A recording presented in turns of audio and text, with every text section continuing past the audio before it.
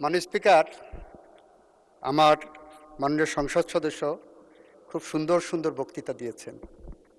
বক্তৃতাগুলো পল্টন ময়দান, press club, ঢাকার রাজপথের জন্য, মুক্তাঙ্গন অনেক বেশি জুসি।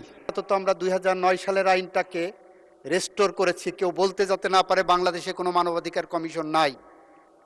সুতরাং সব পড়লাম, প্রথম লাইনটাই পড়লাম না যে 2025 সালের আইনটা আমরা অধিকতর যাচাই বাছাই করার জন্যই এনেছি। কেন অধিকতর যাচাই বাছাই করার প্রয়োজন মাননীয় স্পিকার? অনেক বেশি প্রাসঙ্গিক। মাননীয় স্পিকার, আমার মনে হয় উনি সব পড়েছেন, শুধু বিলটা পড়েননি।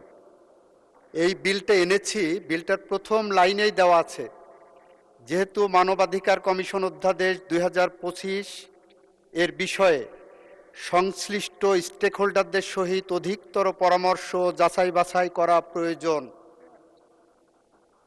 এবং যাতে করে 2009 সালের আইনটা বাতিল করে দিয়েছিলেন, মানবাধিকার কমিশনের জায়গাটা অসম্পূর্ণ না থাকে, ফাঁকা না থাকে, সেই কারণে আপাতত আমরা 2009 সালের আইনটাকে রেস্টোর করেছি, কেউ বলতে যাতে না পারে বাংলাদেশে কোনো মানবাধিকার কমিশন নাই।